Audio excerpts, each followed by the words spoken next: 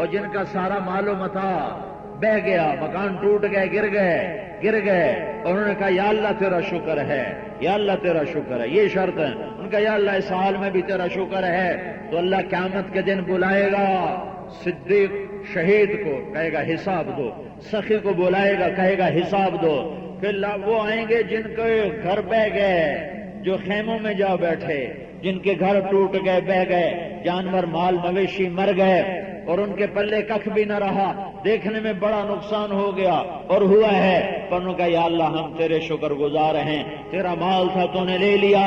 اگر یہ کیفیت ہے تو اللہ تعالیٰ قیامت کے دن جب یہ آئے گا حساب کے لیے تو اللہ کہے گا میرا بندہ تجھ سے مجھے شرم آ رہی، میں تیرا کیا حساب لوں، میں نے تمہیں دنیا میں ہی دکھ دے دیا تھا، جا تجھے معاف کیا، جا تجھے معاف کیا، جاؤ تیرا کوئی حساب نہیں۔ ہاں جی شہید صاحب حساب دو، سخی صاحب حساب دو، مصیبت میں دکھ، مصیبت جھیلنے والے، مصیبت پہ صبر کرنے والے، مصیبت پہ صبر کرنے والے، جا تیرا کوئی حساب نہیں ہے۔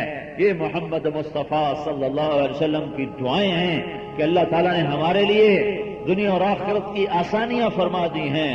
تو میرے بھائیوں آج توبہ کر کے اٹھو، آج اللہ سے صلح کر کے اٹھو، بہت بڑا مجمع ہے لاڑکانے کے حساب سے، آج اگر تم توبہ کرو گے تو ایک آدمی توبہ کر لے تو ساتوں آسمان پہ ایسے لائٹیں جلائی جاتی ہیں، فرشتے پوچھتے ہیں یہ لائٹیں کیسی ہیں تو انہیں بتایا جاتا ہے اصطلح العبد علی مولاه، آج ایک آدمی نے توبہ کی ہے، اللہ نے خوش ہو کر سارے آسمان پہ روشنیاں کر دی ہیں۔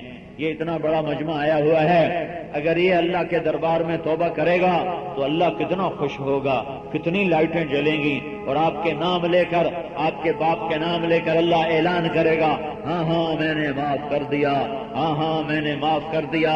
پھر وہ سارے اعمال نامے تمہارے نبی کے دربار میں جائیں گے، یا رسول اللہ مبارک ہو آج آپ کی امت کے یہ لوگوں نے توبہ کی۔ ہائے ہائے ہائے، فلا ورب، واہ، جب عاشق رب ہو تو پھر اپنی شان کا عشق بتائے گا نا، اپنی شان کی تعبیر بتائے گا۔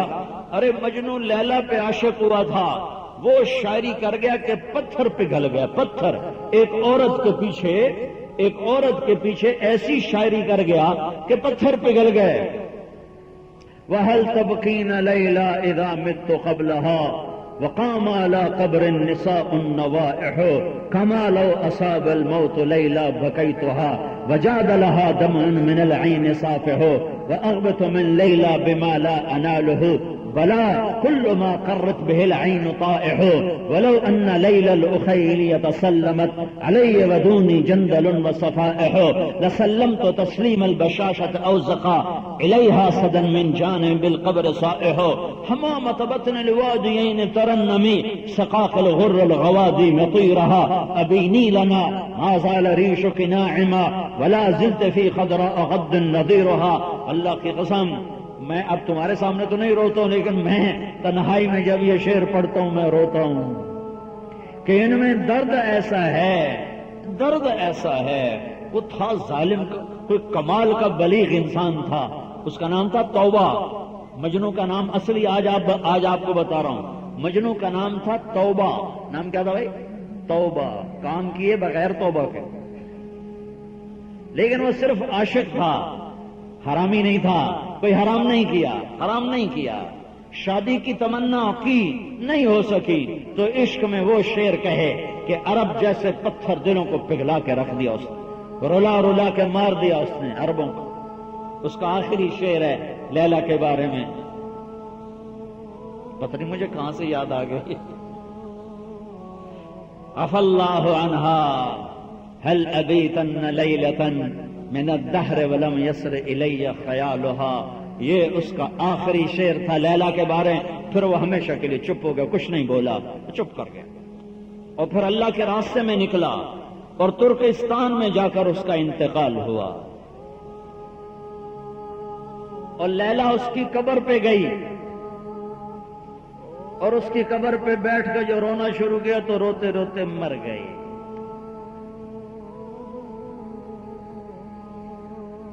اللہ تجھے معاف کرے، میری زندگی کی کوئی رات تو بہت لمبی ہے، کوئی پل بھی تیری یاد کے بغیر نہ گزرے گا۔ یہ آخری شعر تھا اس کا۔ میں تمہیں یہ تقابل کر کے بتا رہا ہوں کہ ایک انسان جب عشق کرتا ہے تو کیا سے کیا کر دیتا ہے، جب اللہ نے عشق کیا تو کیا کیا ہوگا۔ عاشق اللہ محبوب محمد بن عبداللہ، تو اللہ تو میں کیسے بیان کروں، فلا وربک میں کیسے بیان کر سکتا ہوں، محسوس کر سکتا ہوں، بیان نہیں کر سکتا ہوں۔ تو آج اللہ اس کے رسول سے صلح کر لو۔ توبہ کا پتہ کیا مطلب ہے؟ لوٹ آنا۔ توبہ کا مطلب ہے واپس آ جانا۔ توبہ کا مطلب معافی نہیں ہے، واپس آنا۔ کتنا خوبصورت لفظ ہے، کتنا خوبصورت لفظ ہے، واپس آنا۔ جب میں گناہوں سے معافی مانگتا ہوں تو اللہ کہتا تو آ گیا، تو میرے پاس آ گیا، میں تیرا ہو گیا، تو میرا ہو گیا۔ تو میرے بھائیو آج توبہ کرتے ہو؟ دل سے کرتے ہو کہ اوپر اوپر سے کرتے ہو؟ سچی سچی بتاؤ، دل سے کرتے ہو تو کہو یا اللہ میری توبہ، سارے کہو یا اللہ میری توبہ، زور سے کہو یا اللہ میری توبہ۔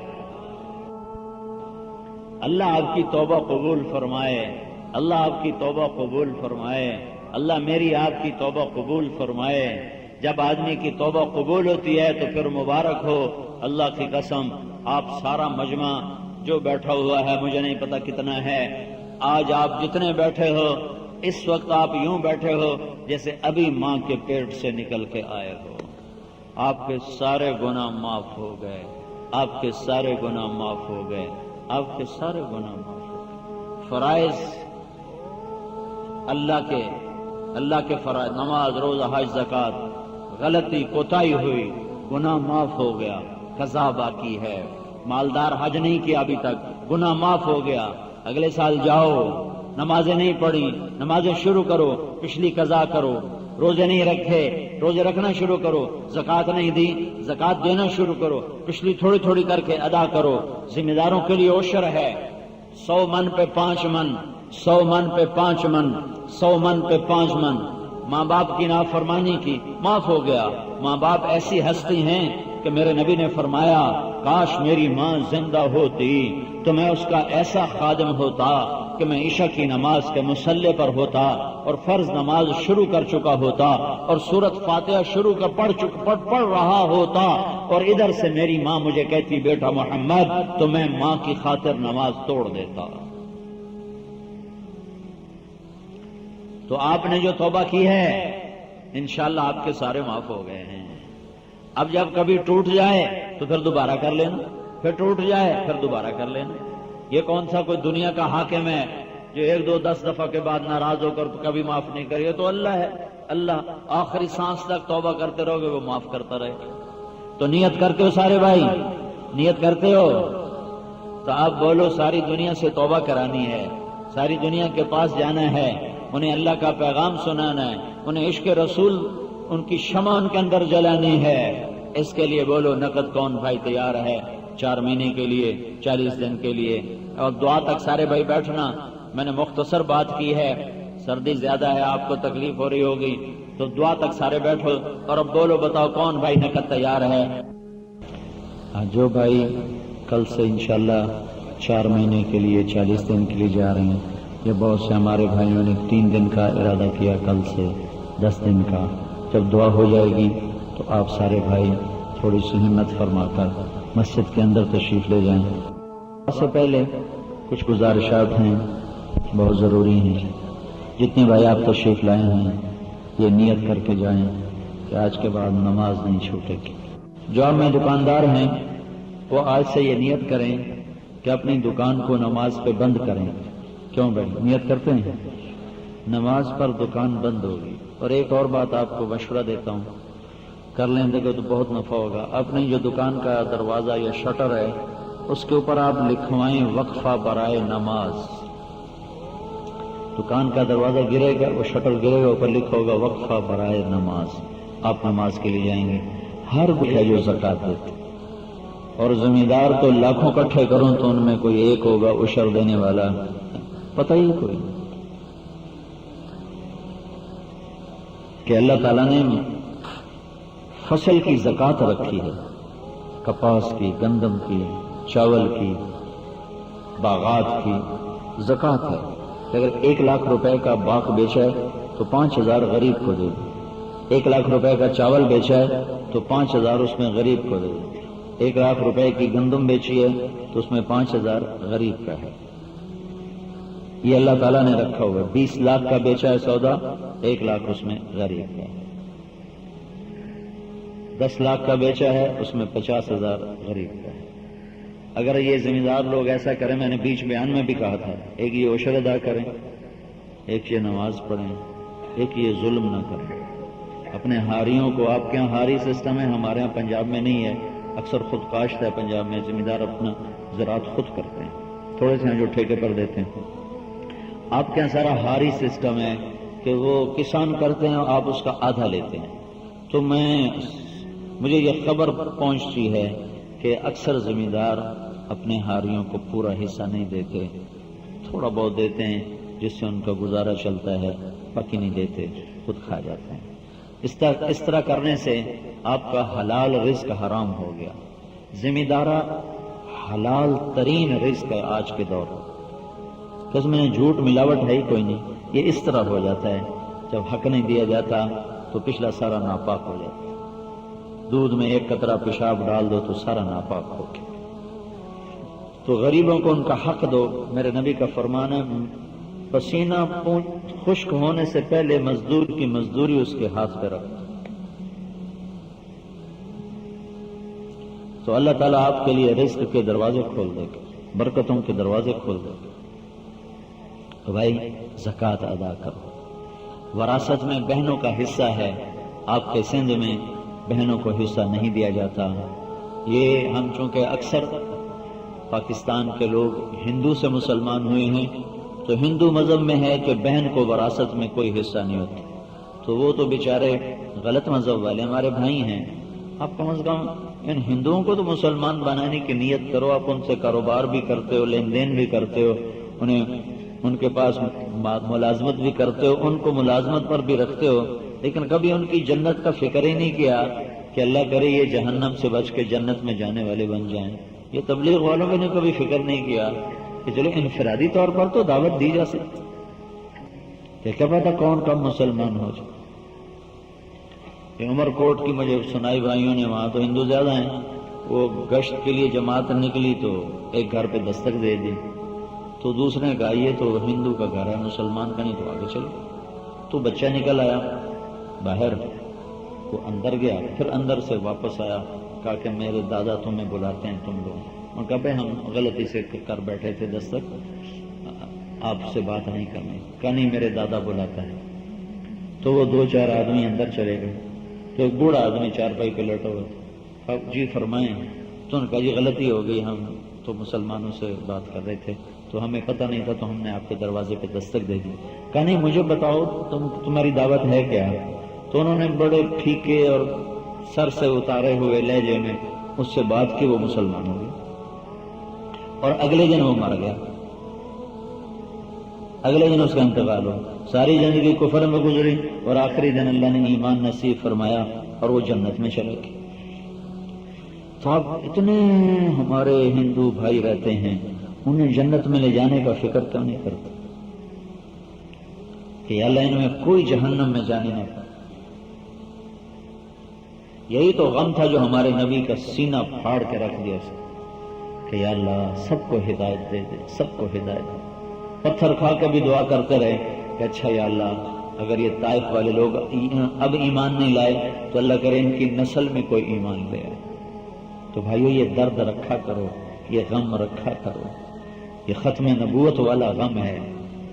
ختم نبوت صرف قادیانیوں کے خلاف نہیں ہے کہ قادیانیوں کے جو جھوٹا نبی ہوگا تو ہم ختم نبوت والے اس کا رد کریں گے۔ یہ تو ایک اتنا سا جز ہے، بہت بڑی ختم نبوت کی ذمہ داری میں ایک چھوٹی سی ذمہ داری ہے کہ کوئی جھوٹا نبی کھڑا ہوتا ہے تو اس کے خلاف اس کا رد کیا جائے گا، دفاع کیا جائے گا، اس کو کافر قرار دیا جائے گا، اس کے جھوٹ کو کھولا جائے گا۔ یہ 100 میں سے ایک حصہ ہے، 99 حصے تو ختم نبوت کے باقی ہیں۔ کہ اپنوں کو بھی سنبھالو اور غیروں کو ایمان کی دعوت دے کر انہیں جنت میں لے جانے کی کوشش کرو. منت جہاں دلال نہیں چلتے وہاں منت خوشامد چل جاتی. ہم 89 کا حج تھا، اس وقت وہ شیطان کو پتھر مارتے تھے نا دوست، وہ پل سے اترتے ہی نائی کھڑے ہوتے تھے استرے لے کر، تو حاجی پہلا کام کرتا جا کے شیو کراتا. پہلا گناہ جو حج کے بعد کرتے ہیں وہ یہ کرتے ہیں. تو ہم کنکریاں مار کے نیچے آ رہے تھے، تو کٹھے پشاور کا ایک نوجوان، ہم کٹھے حج کر رہے تھے، راشد اس کا نام. تو ایک آگے نوجوان بالکل وہ ادھر وہ نائی صابن لگا چکا تھا اس کی داڑھی پر. وہ 3-4 دن ہو جاتا ہے نا تو شیپ بڑھ جاتا ہے، تو اس کی داڑھی پر نا ایسے صابن لگا چکا تھا اور وہ اس طرح میں وہ فٹ کر رہا تھا، وہ بلیڈ فٹ کر رہا تھا. تو پتہ نہیں اس کو کیا درد اٹھا، یہ راشد جو تھا یہ ایک دم جا کے اس کے پاؤں پڑ گئے.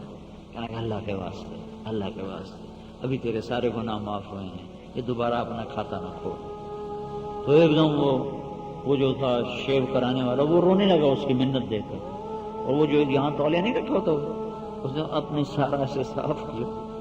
کہنے لگا میری توبہ، کہتا میرا خط بنا دے، آج کے بعد میں نے داڑھی رکھ لی. تو لوگ سمجھتے ہیں شاید ہم دلائل سے قائل کریں گے. تبلیغ میں کوئی دلیلیں دی جاتی ہیں؟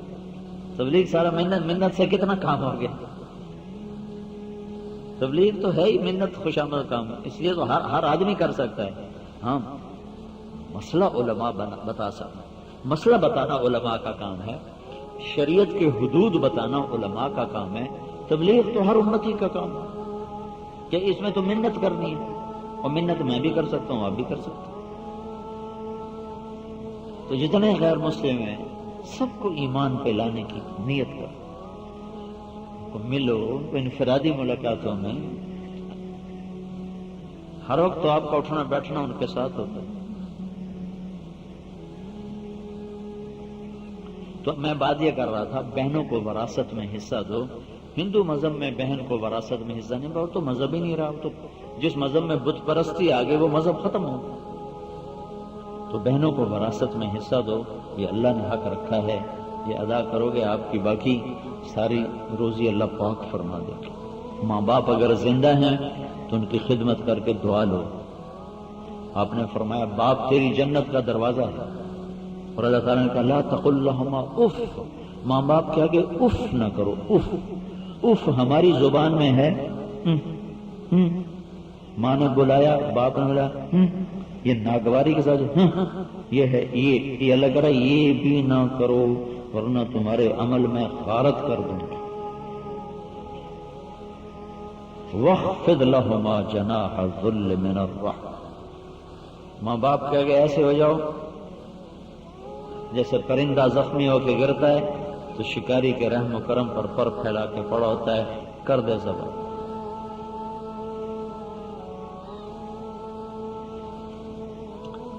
اگر وہ مر چکے ہیں تو ان کے لیے ایصال ثواب کرو، ان کی قبروں پہ جاؤ، ہفتے بعد، مہینے بعد، 6 مہینے بعد، سال بعد ضرور جاؤ قبروں پہ، بیٹھ کے پڑھا کرو قرآن. اس سے مرنے والوں کو انس اور بہت ان کو فائدہ ہوتا ہے.